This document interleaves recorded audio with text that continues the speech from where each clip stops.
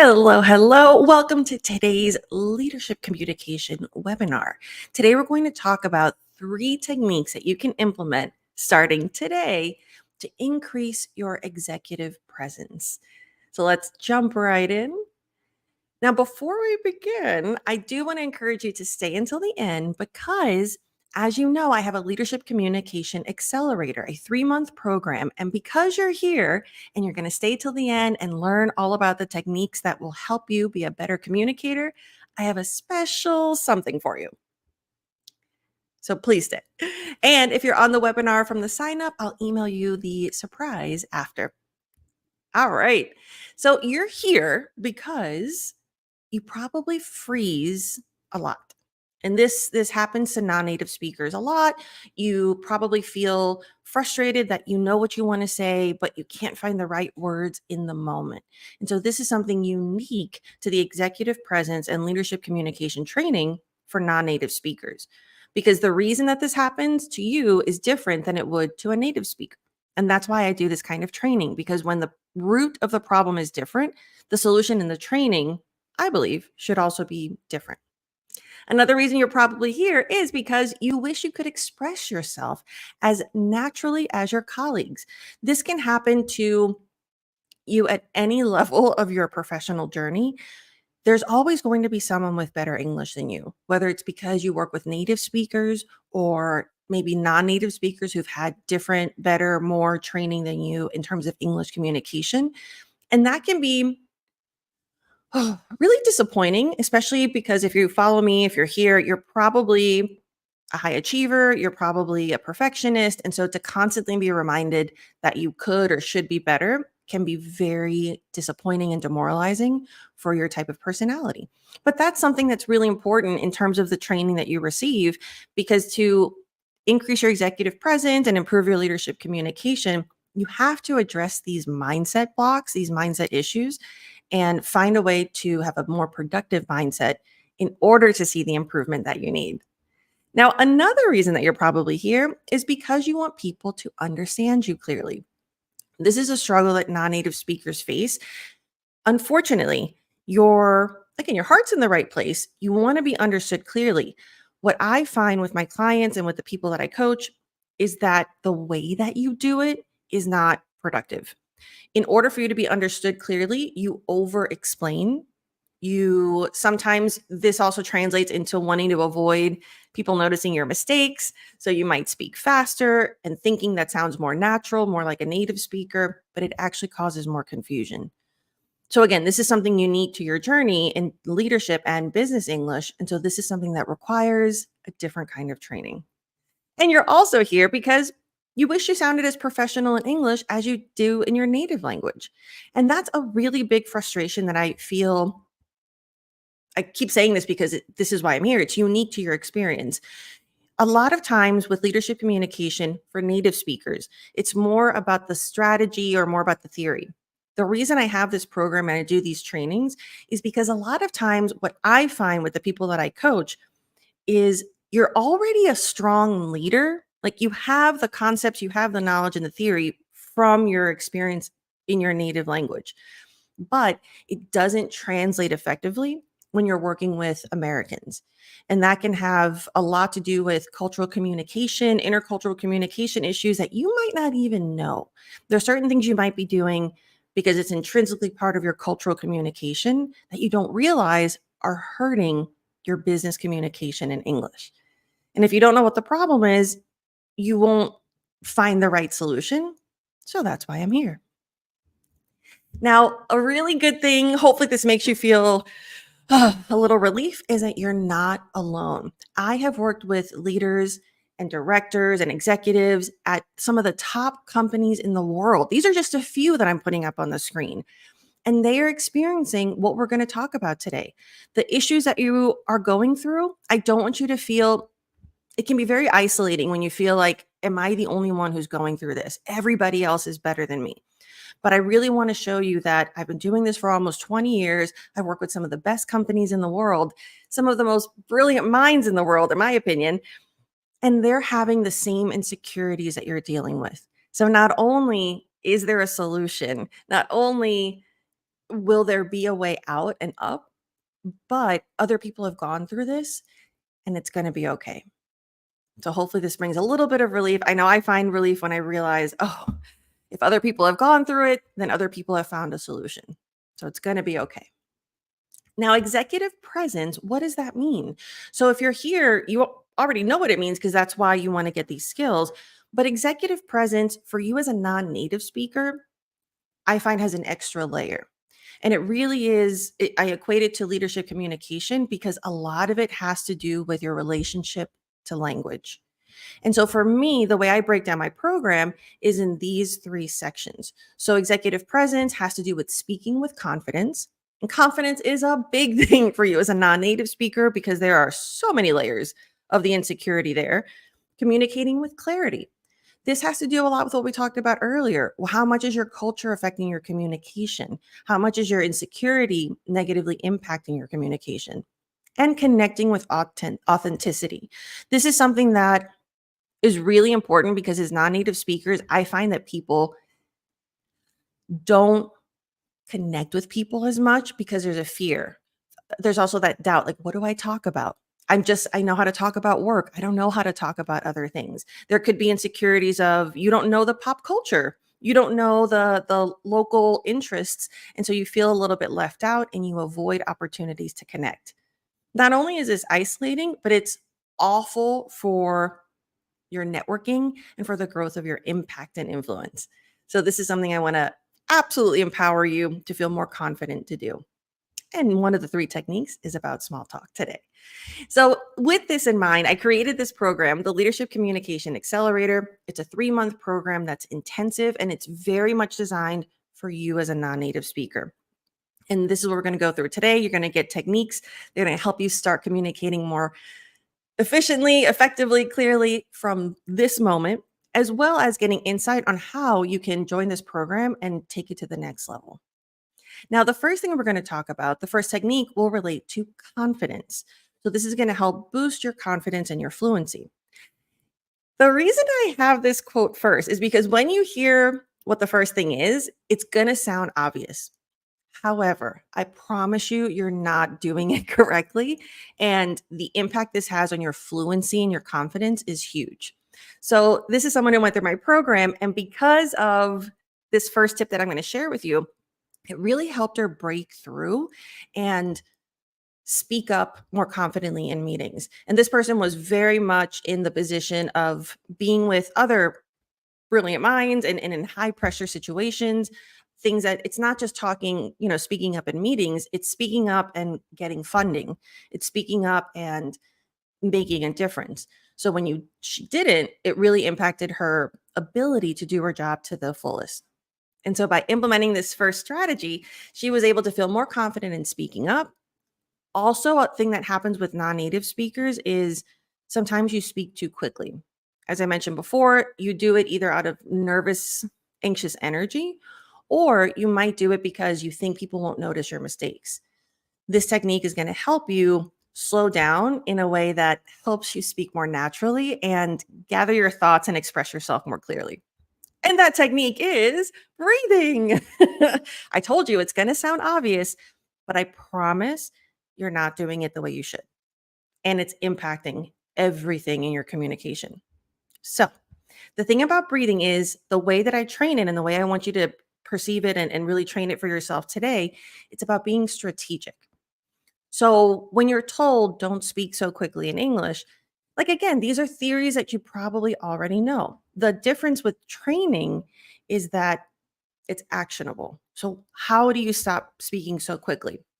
So, when I mean strategic breathing for this solution, what you want to do is you want to not inhale, exhale. The trick is to inhale, just a tiny inhale, and then speak. And you want to do that either before every sentence or you want to do that before every thought, depending on how you're processing. And this makes a huge difference.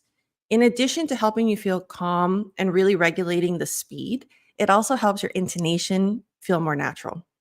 And as you get deeper into the training, there are other moments where you learn where to have that strategic inhale, and that's going to help you really refine your American intonation and rhythm. But for today, At least try doing that little inhale. So, for example, instead of saying, "How are you today?" Just inhale. "How are you today?" Try that before every time you speak, and you'll start. You want to do it consciously so you can do it without thinking later on. Now, another thing you probably get told, and I say this all the time, is don't answer right away. A lot of times I find that even at the highest positions, there's a part of you as a non native speaker that is trying to prove that you're good enough, that your English is good enough, even though you already got the job, you're already in that position. There's always a little bit of insecurity of, is my English good enough? Could I be replaced with someone who's a native speaker or speaks better English? And I find that the result is you try to respond faster. And whether it's trying to prove yourself that you're a solution or that you can answer it faster or from a language perspective, it's not effective. It actually makes you sound and seem more insecure. So what you want to do is, again, strategic breathing. Breathe. It could be just an inhale. In this case, you can inhale, exhale, but I actually recommend inhale and then say well, or use a filler that sounds more professional. You don't want to say but I find well is a good one. So for example, if someone says, what should we focus on next quarter? Instead of immediately replying, we need to focus on production. You're a leader. People are listening to you. You want to be trusted. And in order to be trusted and taken seriously, how you respond is a big deal. So instead, if someone asks, what are we going to focus on next quarter? Well, I believe that focusing on production would be best. It's a tiny change, but it buys you more time to gather your thoughts. It helps your heart relax a little bit, and it makes your answer seem more confident, because it is confident because you know what you're talking about, but your language insecurities are hurting the way that you speak, and that makes people doubt your expertise. People aren't doubting your English. That's the problem and why I do this kind of training, because what you're doing is making people doubt your knowledge and expertise. And that's the thing you are probably the most secure about. Next would be don't slouch. Slouching is when you have bad posture. Breathing really helps because I see a lot of executives, especially in virtual meetings, they're down here. And I look at these because part of my training is I have you submit your yourself in meetings. And I see this just like shrinking. And it's not even just non-native speakers, also native speakers. But again, you're here to be better than what you are. So when you take a deep breath, your posture is up. I always have an extra pillow behind me to help push myself down here so that I don't fall into that comfort position. And I'm always taking up space because I know that that helps exude confidence and helps you appreciate my knowledge and take me more seriously. So, the solution to body language is breathing. Another thing that I coach is I always do 3, 2, 1. It's this technique to calm down. And part of that is to breathe and bring your posture in this confident position. Because a lot of times, my goal is to help you look, feel, and sound more confident. But sometimes you won't feel confident.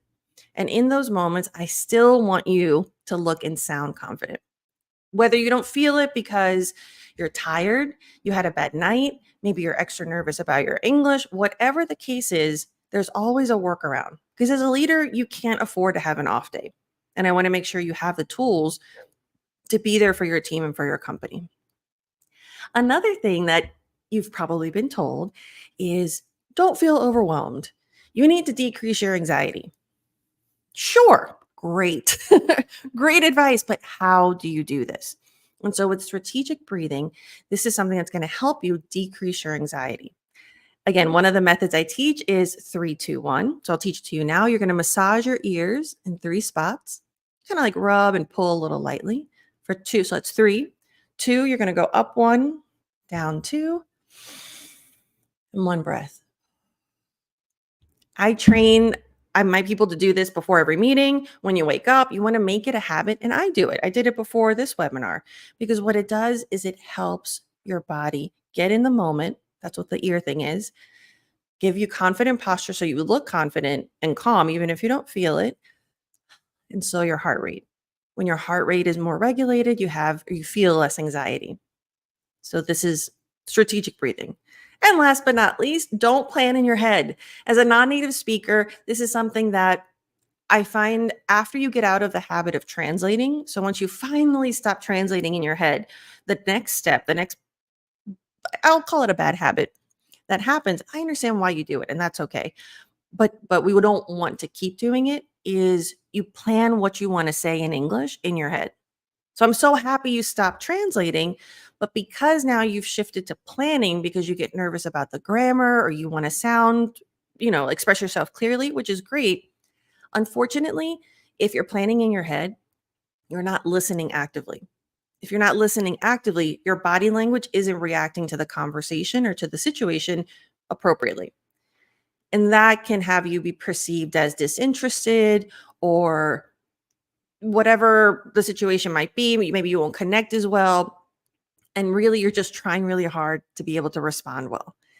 So, what you do with this is you want to train breathing. The tip here is when other people's lips are moving, your lungs are breathing.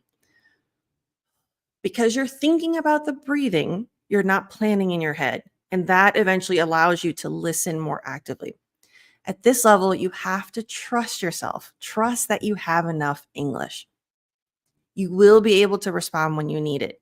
So this is where the training, it sounds simple, but it takes a lot of practice. And that's what I'm here for, to push you. But you want to start with breathing. So that's the first thing I want you to do. So this week, in fact, today, don't even worry about implementing it. Like watch this video again so you know those moments that I want you to do, but at least observe your breathing. I want you to observe and notice how often you don't breathe. Non-native speakers fall into the habit of holding their breath because in a way you do it so you can listen better. Unfortunately, when you hold your breath, your heart rate accelerates and your body starts feeling anxiety, whether it's because of the physiological depriving yourself of oxygen or because you actually feel anxious or both, then that's going to impact your fluency and your confidence. So just observe, when are you holding your breath? Are you not breathing when other people are talking to you? Do you stop breathing when you're listening to a podcast? Even notice when you're watching a show in English. How often do you stop breathing? So once you observe those moments, then you're able to fix that bad habit. Again, a big part of the training for you at this next level of English is identifying what are the problems, what are the root causes of that problem, and then how can we fix it most efficiently. So your first takeaway is observe your breathing. Now for the next one, this is a quote that I thought was really relevant from a podcast episode that said, simplifying it, especially in speaking, being able to say something in a simple way. This is what we talk about with the greatest communicators, is that they explain science or they explain technology in a very simple way. And this is wonderful. In this podcast episode, specifically, we were talking about those topics, or they were talking about those topics, but it really highlighted the American communication process. As Americans, we value being concise and being direct. Not so direct as other cultures. I don't want you to take it too far. There is a diplomatic approach to it, but in general, we appreciate the bottom line. And that's something that maybe maybe it's something you've become aware of, but you might not realize what you're doing and how that could be counterintuitive to what Americans are expecting. So the next tip is going to be about clarity. Now, this is something that's really important to know, that there's a difference in your training. For native speakers, they're also going to value confidence, clarity, and connection. But the reason I have this program specifically for non-native speakers is because with clarity, there are extra layers. Not only do you have to be more concise, but it's really important to figure out why you're not being concise right now. There are different reasons that happens, and we'll go over that right now. Also, pronunciation, intonation, rhythm.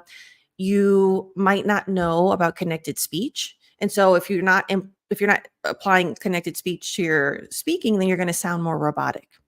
And if you sound robotic, you're not going to feel like yourself. And then that leads to a whole identity issue and messes with your confidence. For pronunciation, that's part of this program as well. Now, it's not a full pronunciation training, but there are going to be moments where your pronunciation might be causing confusion. So what I do is I analyze high frequency words. We identify what words are important to you and your daily speech and your industry. And let's make sure that you're pronouncing those clearly. And when you know that you're clear with that, you're going to be able to relax and speak more naturally. So, the second tip for today has to do with the communication process. And so, here I want to take a look at one of my the program alums. So, something he realized that this person came to me thinking that the problem was accent. They thought, you know what? I know I need to level up my English. I think accent and pronunciation is where I'm struggling. So, once he was in the program, though, he realized, yeah, there are a couple of sounds that could be improved, but really the problem was the communication style. And so here, something that he realized that is so important for you and that I like to coach is storytelling. The American way of storytelling might be different from how you communicate in your native language. And so this is something very important. And then once you understand that, then the next layer is okay, now that I know the cultural component, what am I doing and how can I do it better for my industry? So then we go into the storytelling style for example, he did a lot of public speaking to the company. So we had to strategize, how do you share updates about your department to other departments that don't have the same expertise? So that's a completely different style of simplification. So here, the method that I teach is simple. It's a triangle. This is what you're probably doing now. And what this means is you give more detail and then you get to the point. It might feel to you, you might see this and think, well, of course, I need to earn trust by giving the details and the process, and then I can get to the end. That's not the way Americans communicate. So, again, your heart's in the right place. You want to, maybe it's about transparency or this is your way of establishing trust. Unfortunately, when you use this process with Americans, it actually has the opposite effect. They start doubting, like, why is this person not answering the question? That might feel suspicious. Or why is this person giving all this extra detail that's not needed? Maybe they didn't do it correctly or they're insecure. And it kills me because I know, first of all, you got that position for a reason. And I know that you're good at what you do, but you're hurting your reputation about your expertise by communicating in that way. And I find, for example, Latin America communicates like this. I always tell my Latin American clients, I'm like, you take me on the journey and then we get to the destination. Unfortunately, that's not what we want in American English. And so the reason that you're doing this is because that's the cultural expectation. And there are other cultures, for example, I'm trying to think of other clients that do this. Um, French, Italian, you take it through a journey. Now, that's one of the reasons you might do that. The other reason, even if you're from a culture that doesn't value that style, I find non-native speakers will give more detail at first because they're trying to prove their English and they're trying to give enough context in case they're misunderstood. And again, unfortunately, you actually make people feel less confident about your expertise by doing this. So instead of increasing trust, you're decreasing it. So now that you know the two reasons, or maybe both, of why you're doing this, then we're going to flip it. So again, Americans value getting to the point. And this also happens with casual conversations. So if you listen to the most recent podcast episode, I was talking to a Brazilian who now lives in the US. And I trained her because whenever she would answer a question, it would take a long time to answer the question. Like, even if it's something simple, like, what time is the party? Instead of saying 2 o'clock, I feel like culturally it was more, oh, yeah, the party's going to be great. And my mom made the cake and we're going to have this and like the kids and this, da, da, da, da. And then maybe either forget about saying the time and answering the question or doing it at the end. Unfortunately, that is really frustrating. And so Americans won't understand what's going on. So even in casual conversations, answer the question directly first. And then if they need it or if you want to share, give more detail. So you want to get to the point. Take a breath. Oh, I'm giving you a lot. And this can be jarring because you might think, oh my goodness, I have been doing this the wrong way for so long. Like, I wonder what people think of me. No, instead, let's work on your mindset. I want you to realize I have successfully communicated in English up until this point, and now I can communicate better. So don't shame your past. Instead, be excited about your future. Now you're learning things that you didn't know before, and those are going to help you feel even more confident. Now, what's different about this training is, again, you're learning the cultural reasons why you might be communicating. I don't want to say wrong, but like you're communicating in a way that's not as effective. So now you understand why. And with this training, because you're a non native speaker, I also help you figure out how to do it. It's not how to do it. There are certain phrases that native speakers know just from being native speakers that you don't. So it's really important for me to give you a way that you can get out of that, because there will be times where where you get lost, where you don't communicate effectively because you're human. It happens to me. We use these expressions all the time. So it's really important for you to build your English in a way that you have the phrases you can use, that if you notice, like, oh, I'm doing it again, I'm over explaining, you just pause and you say, you know what? To make a long story short, the point is blank. So when you have the language, because that's the frustrating part, sometimes you're told what the problem is and the solution is just, get to the point, but there's a linguistic barrier that causes insecurity. And that's what I make sure that you have. What are those language moments that you need to be able to successfully communicate? And so these phrases are wonderful. So your second goal for today is to get to the point.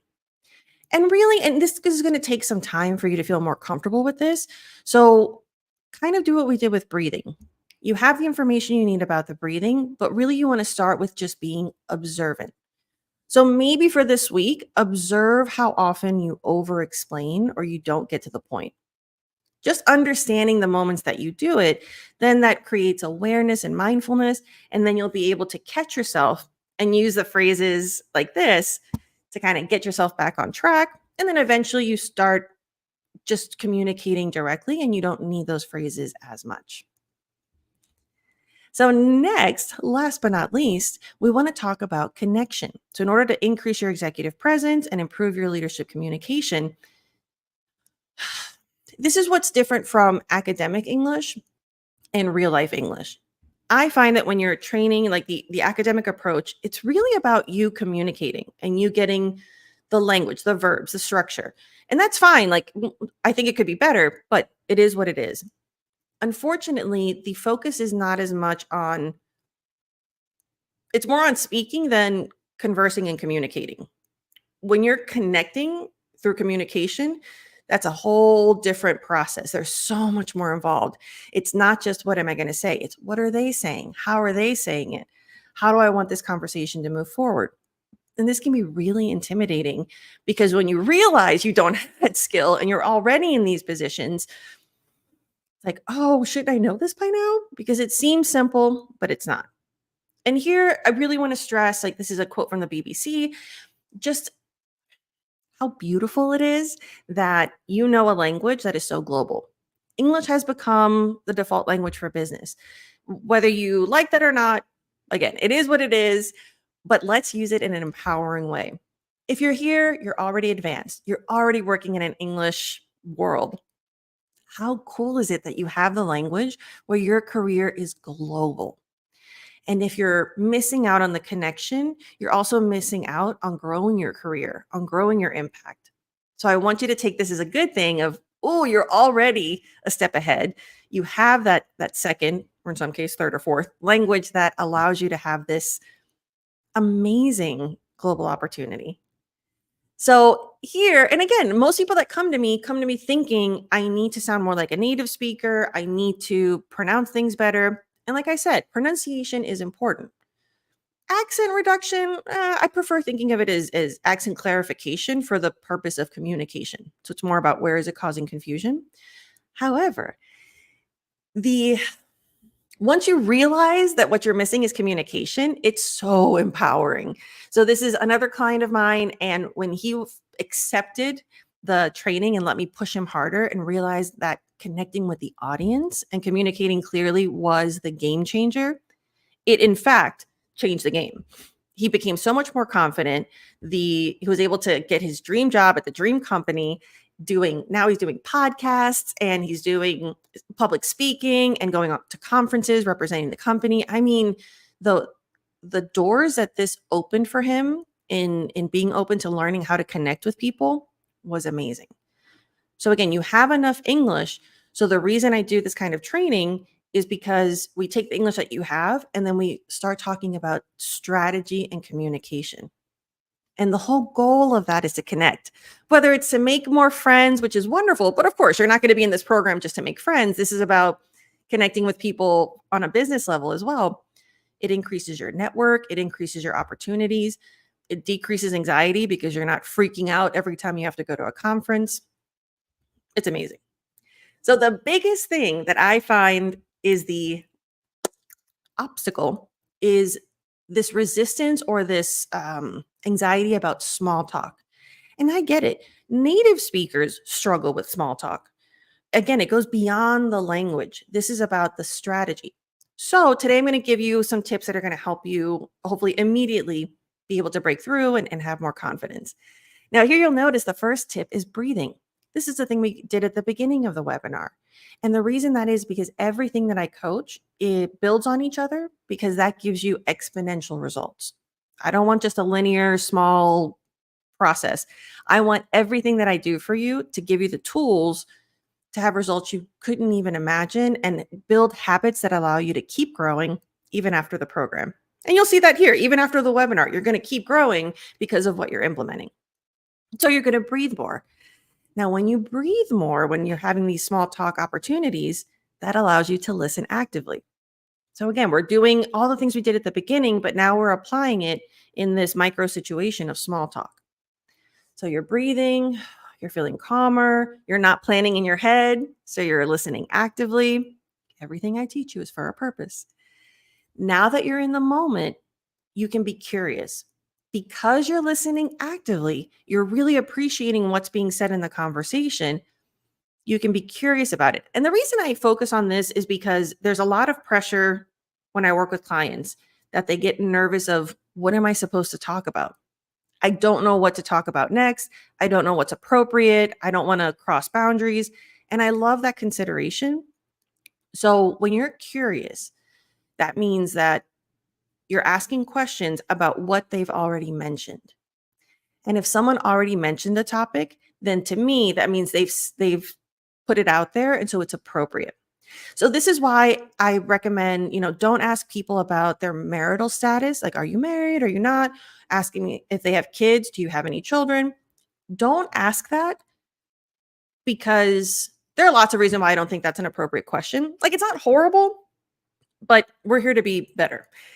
So the reason I say don't, wait until they say something. If they say, this is where you're curious and you're listening. If they say, oh, I took my son to his baseball game last weekend, then that means that talking about or asking about their family is appropriate. Then you can say, oh, how old is your son? Do you have any other kids? So once they've made a topic safe and appropriate, then you can ask. But you won't pick up on those cues if you're nervous and you're not listening actively. So then you miss out on all that context. And what this does is it also allows you to not have the pressure of having to come up with the topics. You'll get there. There'll come a point where you'll be able to bring up topics. Until you get to that point, I want you to feel success. You can ask questions about things that they've already brought up. And next is keeping it simple. Something I just worked on with a client last week. She was working on being curious. However, so we got to the active listening, so exciting. That's a big breakthrough. But then when she was being curious, she was asking so many follow-up questions that it was overwhelming. You want to keep it simple. So if somebody said, I took my son to a baseball game, don't say like, oh, you have a son? How many kids do you have? Do they like baseball? Do they also like basketball? The other person's not going to know what to answer. And American conversation is like tennis. The rhythm, it's like little back and forth. And so that can be different because again, like you want to examine your culture. Other cultures that's not the same conversational pattern, but that's something we go deeper in the program. So here you want to make sure if you do follow up with a question, keep it grammatically simple and keep it simple in terms of just do one question. Make it easy for them to respond and to be engaged. Now you have these steps. Another technique that I love coaching is just repeating the last few words. This is something that's typically coached when you're studying negotiation, but when I was studying it for that, I realized that this is the perfect technique for non-native speakers because you don't have to worry about the grammar. You just have to focus on listening actively. And when you do this with Americans, it's like our way of you're telling them that you're interested and that you want them to keep going. So it's a really nice way to help people feel that you're interested and you're connecting with them. And what this looks like, for example, even if we take the same context of you're at a conference and someone's talking about their child. Oh, I took my kid to a baseball game last weekend. Oh, a baseball game? All you have to do is repeat the part that interests you and do it with a question inflection. The person's going to hear that and think, oh, yeah, my son loves baseball and their favorite team is blah, blah, blah. It's such an easy linguistic way to engage in small talk, to make connections, and to keep the conversation going so you don't feel those awkward pauses, especially at the beginning when you first meet someone. You want it to feel natural. So this is just beautiful. So now you know everything that we did earlier in this webinar builds up and will also help you with small talk. Now, small talk is essential because especially, I know people usually when I coach, they hate those moments of when you have a few minutes before a video call, for example. You're just awkwardly there with the client or with the team. You don't know what to say. If you use these strategies, if you engage, it is a game changer because if what that does is it establishes trust. What people sometimes don't realize, or maybe you realize it, but you don't appreciate it fully, a random conversation where you find out that someone, let's say, likes skiing, and then like you go on to the conference and whatnot. But then later on, you see this great article or thing on Instagram about a new ski resort in Colorado where they like to ski. Then you can text them and say, oh, I saw this new resort. Just wanted to send it because I thought it made me think of you. Those random connections are going to it's such a big deal in building trust. And when you have that, those are the people who you end up closing the deal. Those are the people who then end up giving you a promotion. At this level, opportunities are not given to the most qualified. It's not. We would like to think we live in a meritocracy, but the truth is people with connections get more opportunities. And so whether you like that truth or not, I like to coach it in a way where you feel the most authentic. How can you connect with people in a genuine way through genuine interests? So where there's an authentic connection and then that builds and you're able to, especially if you do this before a meeting or a presentation, because I also coach this for when I work with people who do pitches a lot. I'm like, use those 5-10 minutes before the meeting, have that small talk connection, because then you feel less pressure when you're presenting. You're presenting to someone you know better. And so you're more relaxed and you feel more empowered to make it a more interactive presentation instead of boring, just kind of one directional. And so that's going to increase the quality of your presentation. You're going to connect with them. They're going to give you more information that allows you to pitch to them. They trust you more. They like you more. So these are really important moments that allow you to increase your professionalism in an authentic way. Because really, and everything I do is about finding your voice. It's about who are you? I'm not going to coach you to be someone that you don't want to be. We find out what are your motivations? What does executive presence mean to you? What kind of personality do you want to make sure that you're exuding in English? Because when you're a non-native speaker, a lot of times you don't feel like yourself in English. Maybe you're more robotic or you're colder because of all these insecurities. So a big part of this is what kind of leader do you want to be? What kind of human do you want to be? And how do we use language to help you be that most effectively? So here you have your small talk tips, and all of those, they really translate to being in the moment. So that's your third takeaway. And if you look here, think about it. Breathing increases mindfulness. Active listening, you're in the moment. Being curious, you have to be in the moment to hear their interest to ask about them. Keeping it simple, you're in the moment because you want them to feel comfortable answering a simple question. Repeating the last few words, you have to, everything is about being in the moment. And this is really challenging and takes a lot of practice for a non native speaker. In fact, one of the people that took the program this summer, it was really interesting because he was taking a yoga program at the same time. And that kind of mindfulness training, realizing he could apply that to his language and to his conversation and communication was great. And this is where I like to use a multidisciplinary approach. How do we take other skills that we have and help them help us be a better communicator? So being in the moment. Oh, it's very powerful, very simple, but simple, as you know, doesn't mean easy. So overall, the 3 takeaways I want you to have from today's training: observe your breathing. And if you want, write these down. If you sign up for the webinar, I'll send you an email with all of this after. Observe your breathing. You're going to notice how often you don't breathe. That's your first realization. And then you start implementing breathing actively. Getting to the point. Stop giving details first. Give the answer first, give the point first, and then if they want more, give them more. This applies to casual conversation as well as professional. And especially as a leader. As a leader, when you give too many details at first, it just doesn't come across as professional. It comes across as why this person knows. Being able to simplify information is really key as a leader because you know more than most of the people. And even if maybe not on a technical level, but from a strategic level and where you want them to take the action, simplifying is a big part of effective leadership. And last but not least, be in the moment. Stop planning. Stop trying to do all these other things at the same time. I know it's hard, but if you were able, you remember, you used to translate before you could speak in English. Translate in your head. You were able to break that habit. You can also break this habit. It takes time and work, but you got this. Now, here I want to show you one of the reasons that I am so passionate about this. And this quote just exemplifies it so frustratingly and beautifully. So here, according to Harvard Business Review, the unaccented speakers were on average 23% likelier to have gotten funding. This makes me rage. And the reason is it's a sad truth, but I also think this is oversimplified. And for non-native speakers reading this kind of information, it's so demoralizing. I mean, it's awful. So this is one of the reasons that I do this kind of training, because it's not the accent that's the problem.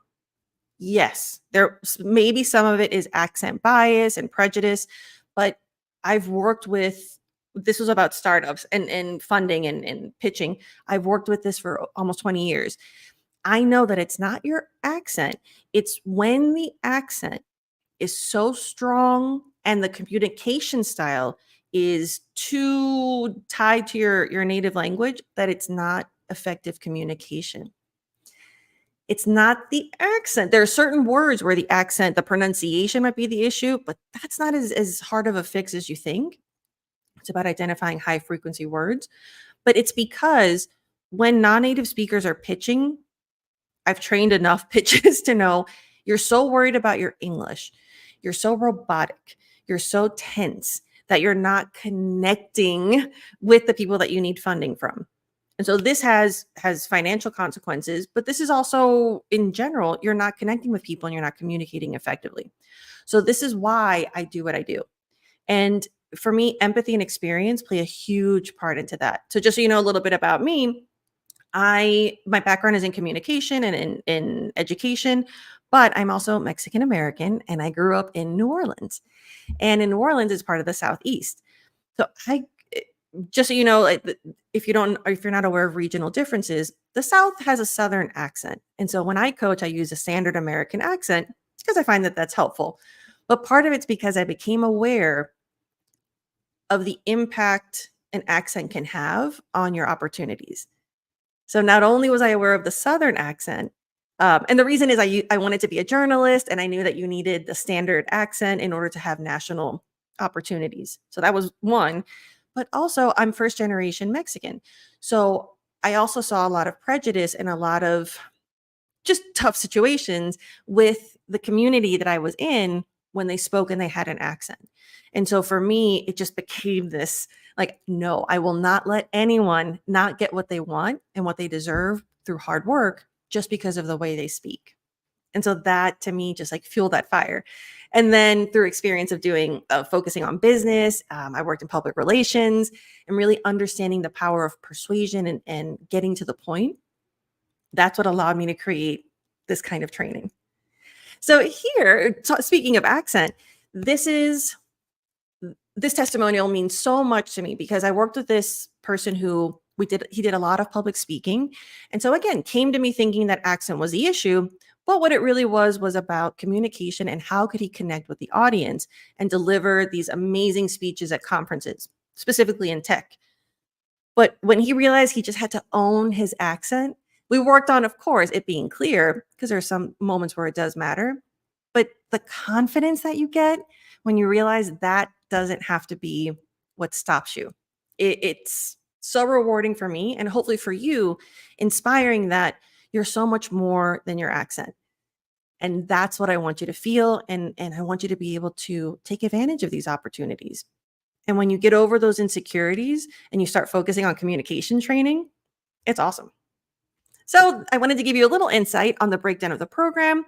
You kind of know the three sections already. So this is a 3-month program because I want to make sure you get results fast. And the three sections that we focus on are building your executive presence, which really means understanding how to be confident in English. And then effective communication training. Now, we have some general topics, but really it's about you. Everything I do is bespoke, even though there's a group component to it, or if you choose a group program, there's also times when I coach you individually, and it's about what are you communicating? Some people are in the program because they want to be better presenters and do public speaking. Other people are in the program because they have to present to their team and they really need action being taken. So whatever your reason is, there's always a moment where we make sure it's the communication you need, not general, not theory. And last but not least, building trust and increasing impact, because that's what connection is. A lot of people get resistant when we talk about networking or building network.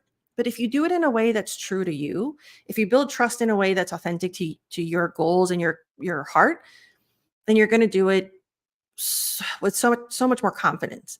And so that's really important to me. And also how to not be afraid of opportunities. So many people are afraid of LinkedIn because they're afraid of the English, but I'm going to be there to push you and to show you how to do it correctly. So you know that the quality of your work is good, but also authentically. And these are some of the components of the program. You're going to get bespoke coaching. Again, it's not just theory, it's about what you need. These are 3 intensive months. So I want to make sure that you get everything to make sure that you elevate your leadership communication. Accountability is a big part. I'm not going to let you sneak away and not do it. This is not just about getting money. This is about making sure you get results. So a big part of it is I will text you. I will say, okay, I need you to do this. Everything has like, there's a checklist, there's a program, there's a note document that you get where you fill in things when you watch the trainings. I go in there and I look at them and I see what you're writing and I help you extrapolate the value even more. And then on-demand virtual resources, it's a lot of flexibility. There are certain things that we do at certain times, but other components of it are really there to fit your schedule. Maybe you have more time on the weekends. Maybe you prefer doing 20 minutes a day. We find the best way to fit your schedule. Professional feedback, this is what I'm there for. You're not just learning and doing, because then if you do it and you don't get feedback, you don't know if you're improving. Like you're probably improving a little bit, but you're not getting the most out of it. So everything that we do, I'm there to break it down, analyze it, and give you not only feedback, but also how to improve it. It's not just like you did this wrong. It's this is not as effective. This is how you can do it. This is how you train that. Curated learning experience. I'm taking 20 years of experience and putting it into really concise 3 months where I know you're going to get what you need. An accelerated growth plan. Like I said before, everything I do builds on each other because I want exponential growth. So this is something that I also, when you leave the program, you leave with the skills and the habits and the resources to continue growing. Because in my opinion, I always say this, it's kind of morbid, but you don't stop growing, you don't stop improving your English. Like none of us stop improving until we die. So we're not going to rush towards the finish line. There's no like, I'm done studying English. No, you just evolve. So if you see it as an evolution, I find that that's a lot more productive. Now, the results that you're going to feel, oh, so good. I get so excited. With this program, you're going to feel more confident and assertive. And assertive is really important because you work in high pressure situations. If you remember the testimonial from the beginning where she was able to speak up in meetings, that's just one of the things she was able to do. I mean, the results that she's had have been amazing. Being able to speak to community leaders, to politicians, being able to really stand up for her program that she needs funding for, to be assertive. And if someone's being rude, I'll teach you how to deal with those moments, the language that you need, and how to maintain your professionalism.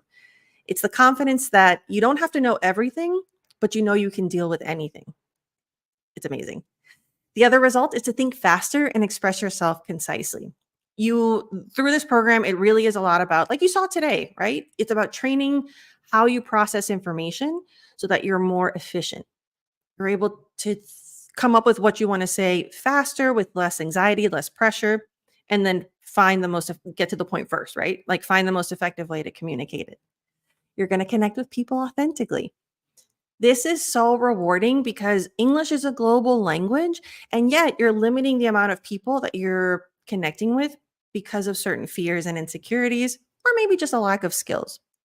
So now you're going to be able to go to conferences and not just attend them, you're going to make connections. This was fantastic. I had a client who his company wanted to send them to the US and to Spain for conferences, but he just kept saying no because he knew it was all in English. And after our training, he said yes more, and which is the last thing here.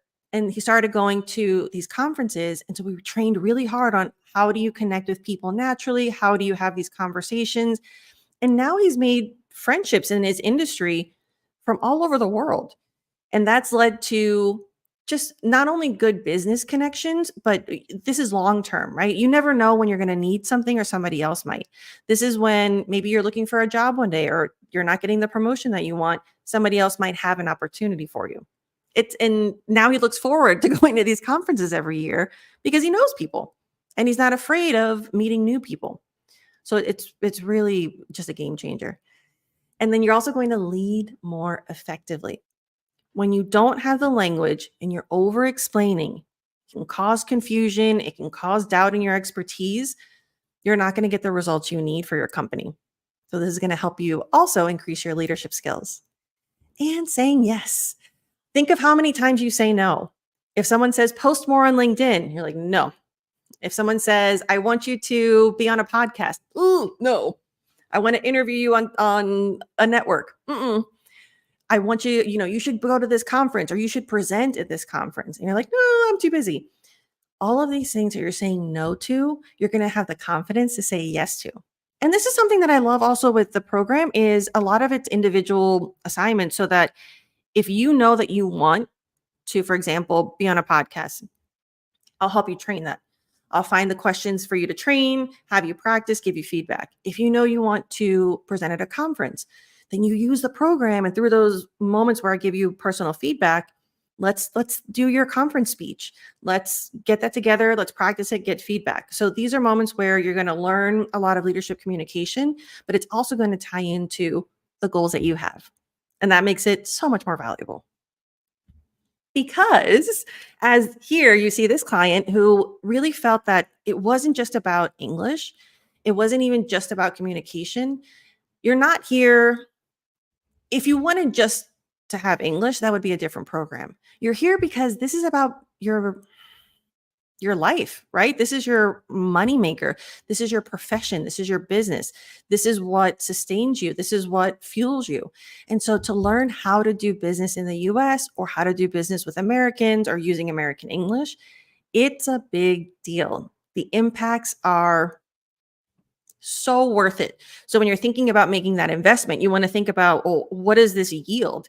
This investment now is going to allow me a very lucrative future and being able to take advantage of opportunities and make more money. Because at the end of the day, leadership, You're not just doing it for mentoring for goodwill. That's mentorship. When you're a leader, it's also about creating revenue. It's about success, financial success, professional success. And this is what this kind of training is for. Also, if you're thinking, "Oh, I'm not sure," that's fine. If you've tried courses, books, and programs, you've probably already spent money on resources. So you want to think about what has worked for you and what hasn't. And if that hasn't worked for you, or I find most people that come to me have tried these things and it just hasn't pushed them far enough. So it's not that these programs weren't good enough, it just didn't give them that extra step. And a lot of times it's because it wasn't that combination of business and leadership and English communication strategy. And so, I always feel like I take money very seriously. You want to be cautious about where you invest. So you want to make sure that it's something that works for you. So, speaking of cost, what is this costing you? If you're constantly anxious, that affects your mental health. If you're I've worked with people who, I remember I had a client who had just gotten a promotion from uh, being an executive in her native language, and then the company merged. And so now she had this C suite position for the global version of the company, and she had to present to the executive board in English. The amount of anxiety that caused her, waking up anxious, having a hard time sleeping because of the anxiety and fear, just feeling that, like sickness. And through the training, seeing her be able to sleep better, and the better you sleep, then you wake up and you're able to kind of work through that and feel less anxious. Knowing that she didn't have that fear anymore was a huge change in quality of life. Effective leadership. What is this costing you? If you're not an effective leader, how many thousands or millions of dollars is that costing your company? If you're not growing your business the way that you need to, let's say I do work with a lot of people who are in that transition phase where the companies have gone global or they're expanding. If you're in a leadership position and you're not being effective, you're costing your company millions. And that, again, you want to think about the investment versus the consequence of not doing it. And then career growth. Are you keeping your career small? Are you not getting the promotions that you want? Are you not open to other opportunities? Are you not being the voice in your field because your voice in English causes you fear? Are you avoiding going to conferences and presenting and really sharing your knowledge with the world and being that person that I believe you deserve to be, and sharing your knowledge because you're nervous? I'm here for that. Now, this is not a program for everyone. Not only that, but I don't take everyone. There is an application process. It's very selective. I try to keep this program small so that everybody gets really high quality attention.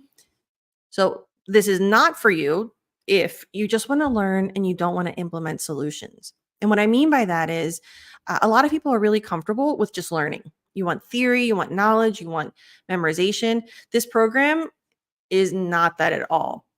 It is all about action, getting you to speak. Like the assignments that I talk about, the submissions, they're not written. None of this is about how much you know. It's literally like, record yourself giving your presentation and send it to me. Record yourself having this conversation, record your meeting. I want to see you in action so that I can help you speak better. So this is not for you if you just want more information. This is also not for you if you don't want personal, actionable feedback. Some people don't take feedback well. If you don't like being critiqued, if you don't like being told specifically what you're not doing effectively and how to do it better, then don't join, don't even apply. Because a big part of this, I'm very direct.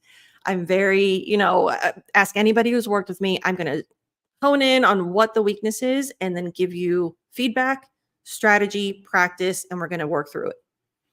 That means a certain level of vulnerability and a certain level of being okay with me, with your ego being hurt a little bit. But the benefit is you'll become a better version of yourself. But again, that's not for everyone. If that's not the style that you like, this is not the program for you.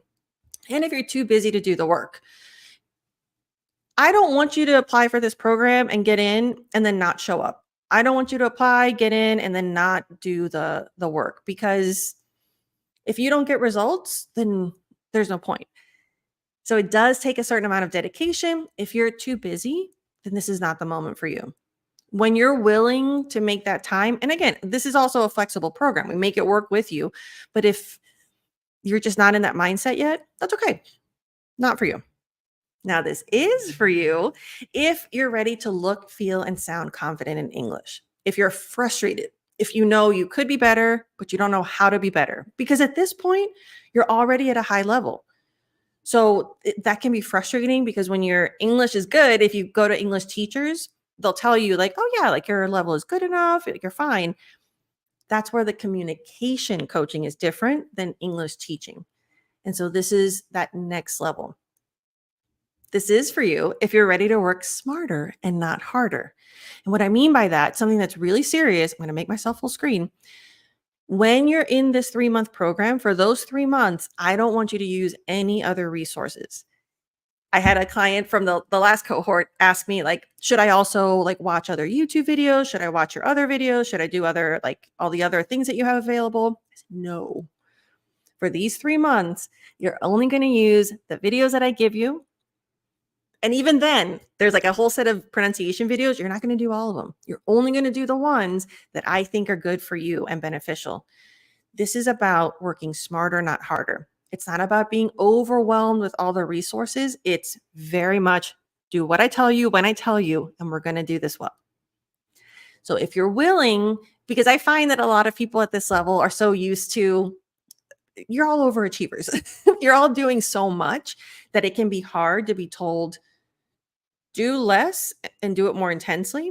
But if you trust that process, if you trust these results that I've shared with you, it is a game changer.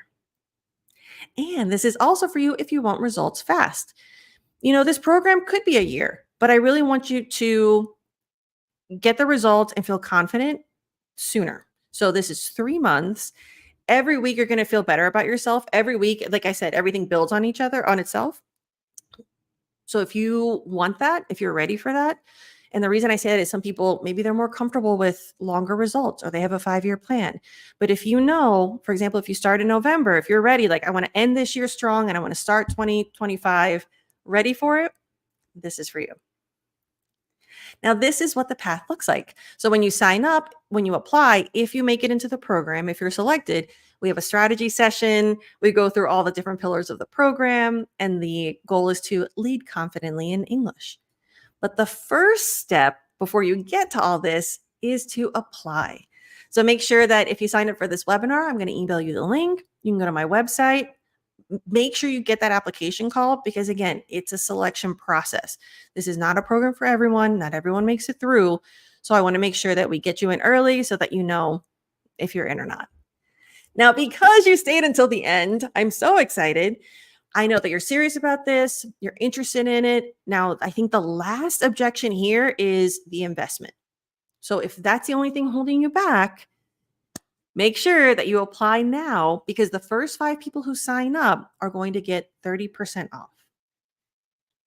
This is going to save you hundreds. So if that's the last thing where you're nervous about, okay, I know this is what I need, I know this is what I want, but I'm not sure if I'm ready for this investment, then maybe this can help just push you through and get you to the finish line. So the first 5 people who sign up, you're going to get this link, you're going to apply for a call. Make sure I'm already getting full. I think my next opening is like Wednesday because I've done this webinar yesterday and I'm going to do it again. So make sure you get that call in, get it booked. And then if you're one of the first 5 people, you get 30% off. And hopefully that will be exactly the push that you need.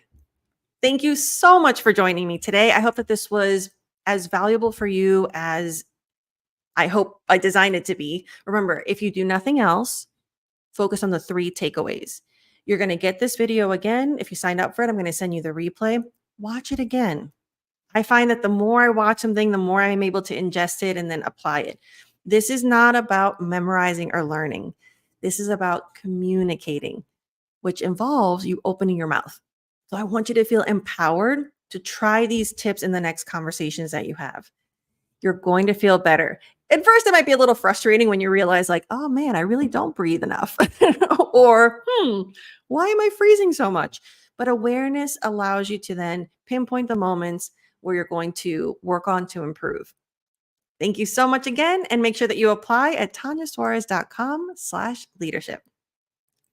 And actually, now I have a couple of minutes. So I see some people are in here live. Does anyone have any questions? Let's see, we have Marta from Brazil. Hello. We have Remy. Oh, you're welcome. Thank you so much for joining. I love how global this is. Okay, so no questions. I love that you're all here and you're enjoying the takeaways.